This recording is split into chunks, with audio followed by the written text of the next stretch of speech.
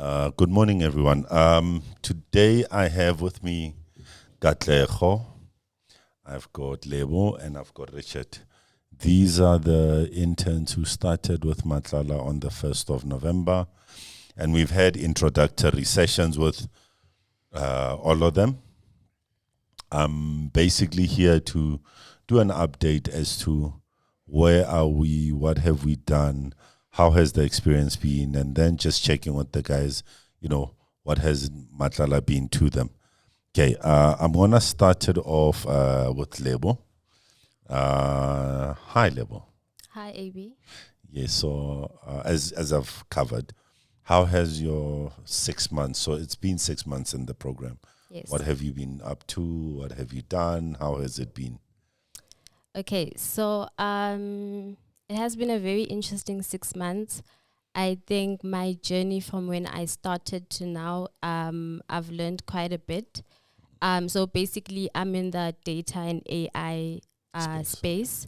So I basically learned about the different data platforms, and I've written a couple of certifications, including IBM, where we have Cloud Pack for data administration. And then I've also been in the Google space, Google data space, specifically data engineering. Okay. So, yeah. And has it been fun? Has it been challenging? Has it been too hard? What has happened in this period? It has been challenging, fun, and and yeah, I think I managed it quite very well. I've learned a lot, especially in the Google space. I got introduced to labs, practical sessions, where we did a couple of frameworks included in the data engineering space. So I think I did quite well in there, and yeah, You're having fun. I'm having fun, lots of fun. And Tate Katleho, the gentleman who lives in Midrand and Ninning from Amanskraal, because there may be confusion. When he started, he was living in Country View. Now all of a sudden, he's in Amanskraal. So how has your journey been to date? Journey agabile sharp since Igitoma. This 6 months I've learned a lot about IT, because where I come from, I only knew programming. That's IT for you. But when I came here, that mentality or that mindset changed a lot since I started learning about the softwares of Microsoft, how to install some of the softwares of Microsoft, and in IBM also there's different types of softwares that are there, learning those things, and also getting certified in IBM and Microsoft, and doing those practical of Microsoft, such as installing Exchange. So are you doing Exchange on premise, or is it Exchange in the cloud? It's both on premises and on cloud. So you know how to do both on premises and on the cloud? Currently I was on premises. Also, you still to go to cloud? Yeah. Okay. So that's your Microsoft journey? Yeah, that's my Microsoft. Okay, so that covers mainly the modern workspace, so the collaboration, messaging solutions in that space. Yes. And then on the IBM side, you're doing business automation. Yes. So that's mainly the workflows and the robotics and all of that. Yes. And how did you find that particular part? I understand there's been a few, lack of a better word, obstacles. Yeah.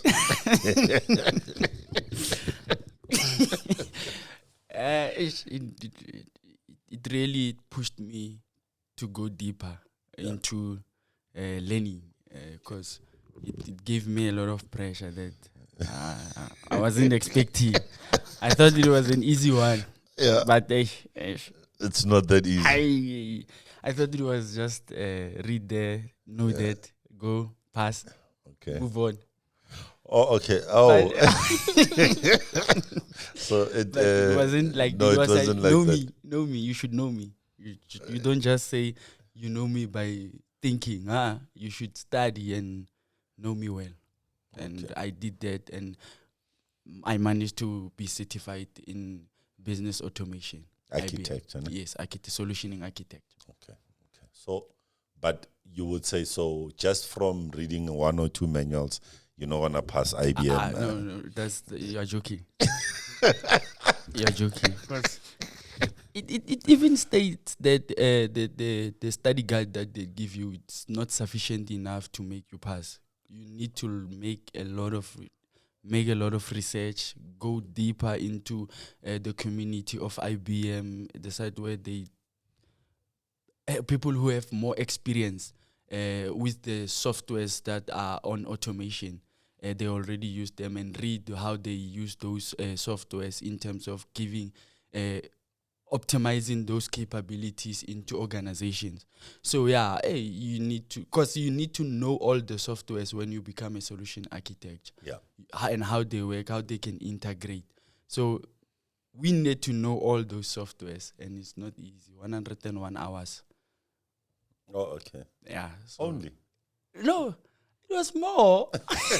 So your journey, you are fully registered to do IBM Business Automation.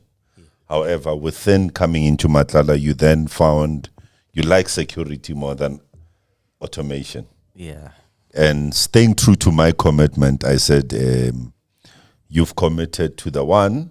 So the only way I will allow you to do the one you like is if you complete the one you said you wanted to do. So how has your journey been? Yeah.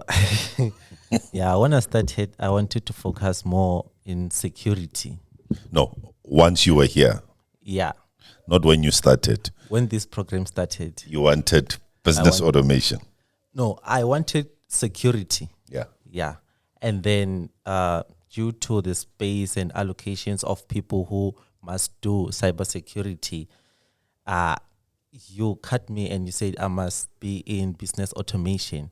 And for me to do security, I must first deliver business automation, and then I can go back to my interest. Yeah. And that's what I did. I did CloudPack for business automation, and I'm certified. Okay. Well done. Well done. Thank you. And now I am going back to security, but it's not like I am abandoning CloudPack for business automation. No. I developed an interest for it. Yeah, I love how it works and everything, but I'm more interested in security. What about security interests you? What's that thing about security that you saw and you thought, this is where I want to be? No, in security, remember I did in university I did programming. Yeah. So we were solving problems, and if the code was not running, we'll try to find bugs, and that's more related in security. So if there is there's a bug, in security, you must find it and you must respond to it. So that's why I'm interested in security more. Okay. And then obviously in security, so I've heard from Ukatleho has done both IBM and has also worked on the Microsoft space. Lebo has done IBM and also data. So she's specializing in data, but both Google data and then also the IBM data.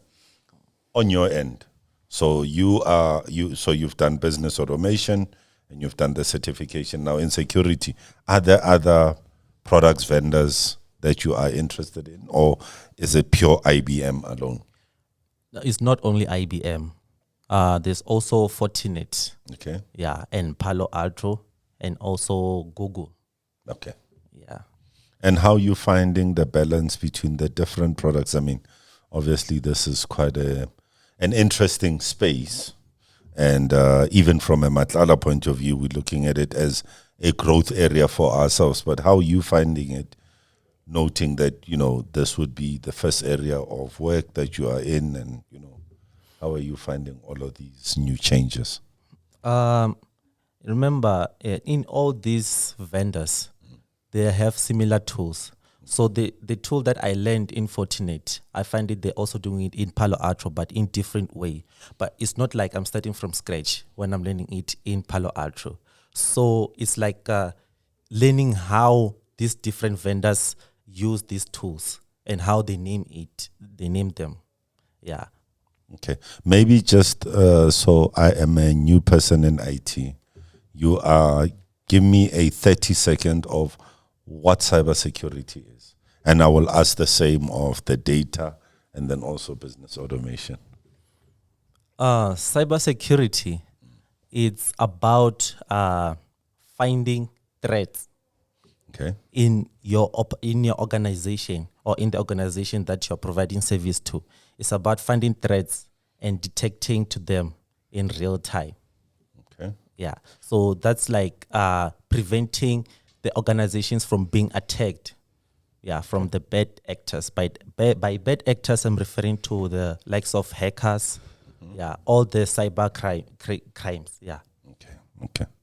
We'll come back. We'll indulge. We'll go deeper into the topic. Lebo, on your end, if someone who's not in IT hears you are doing data and AI, what are you doing? Okay, so with data analytics, basically it's a process where you take data from any types of data sources. So you take the data and the data goes through a process of being transformed. Okay. So while it's being transformed, obviously you apply different techniques to that. So while the data is being transformed, then it is then loaded for companies to make business-driven decisions. So it differs. Other companies might use it for data reporting in particular, like Power BI, or other companies might use it as a data, let me say, data mining tool for maybe machine learning. So, Okay. yeah. Okay. And then your business automation stuff. That's a loaded word. Yeah. It's more business automation. It's more digitizing businesses, because remember COVID-19, people had to work at home, so they need to collaborate. How can they collaborate? We have teams. We have teams. So it's more of digitizing an organization. If they are more manual, making them to be competitive, not only manually, but also complete tasks. Let the machines complete those tasks for them, and they only focus on the high level work, which is, let's look at McDonald's. They also have self-services whereby you can buy your, you can service yourself by on the machine when you enter, and there's also tellers there.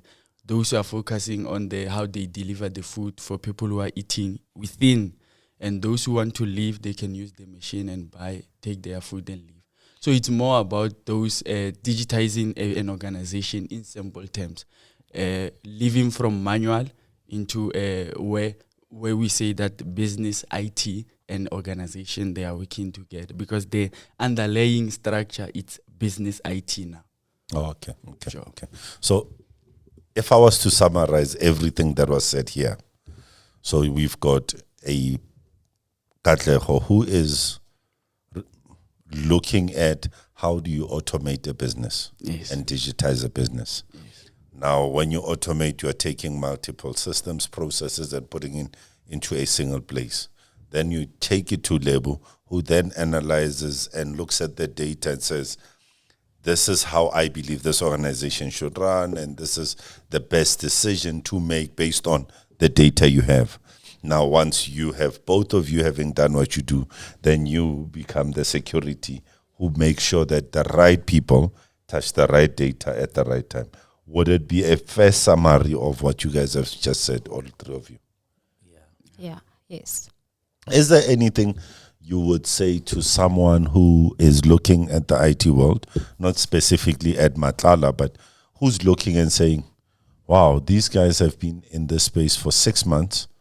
What are the things that they have learned, they are learning, they could advise the next person to start looking into, whether in an organization or not?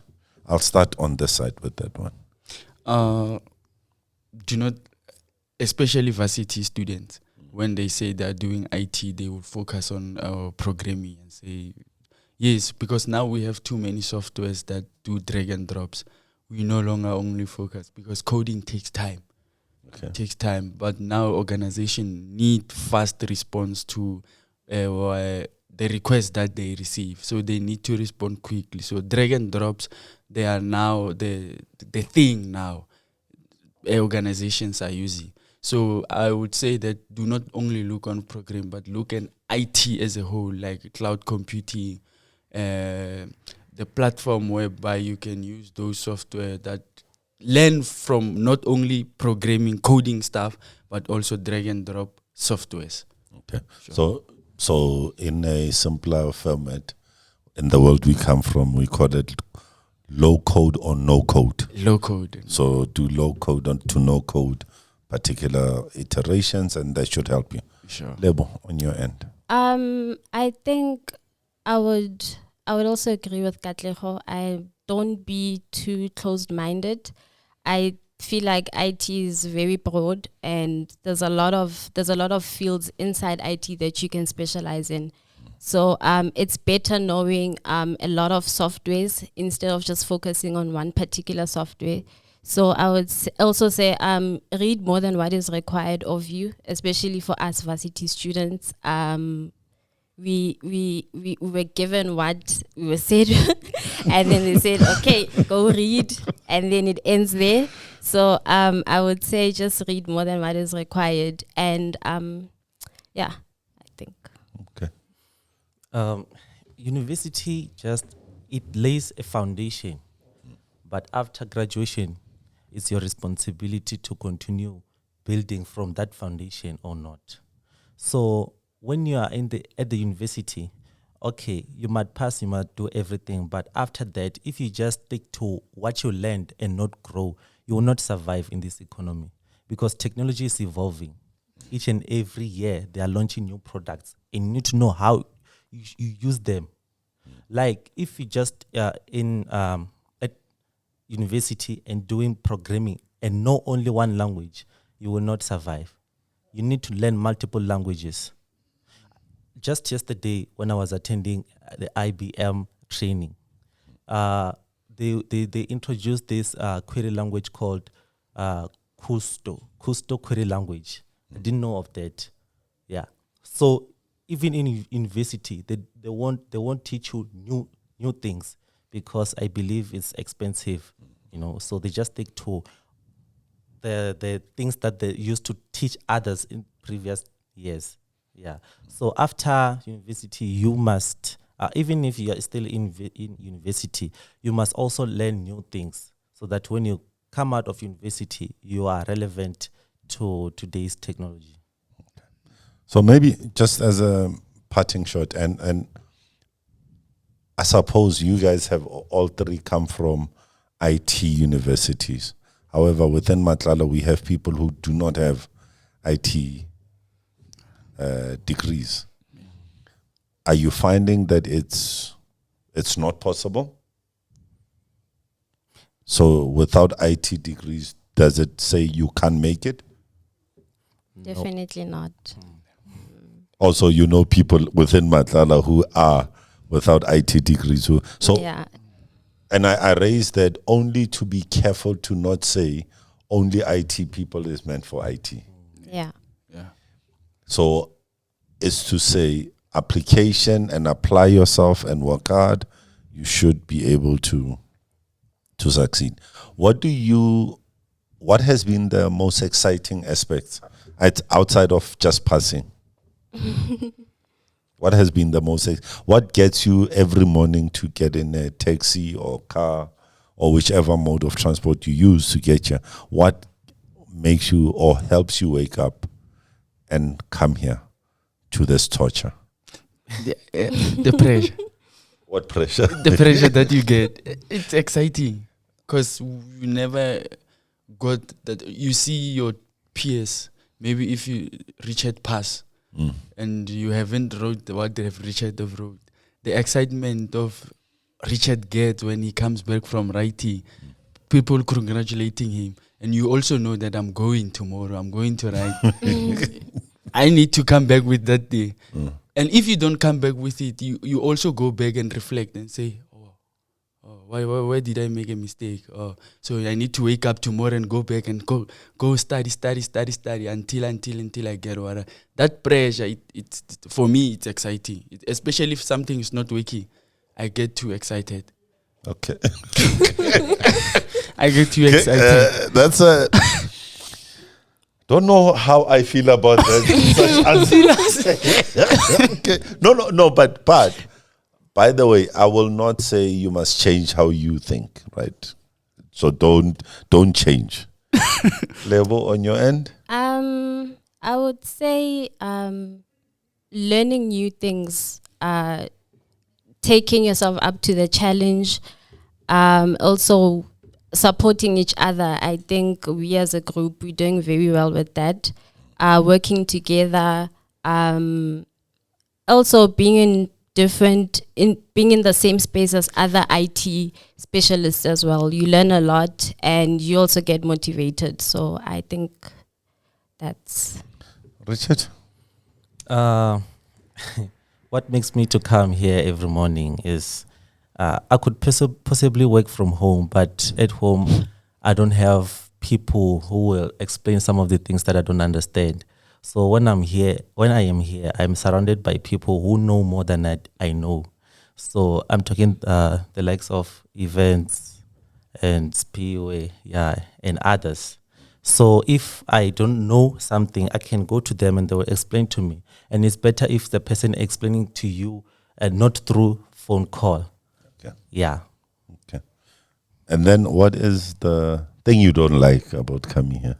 Especially, seeing my face. I mean, I'm sure that is the most torturous.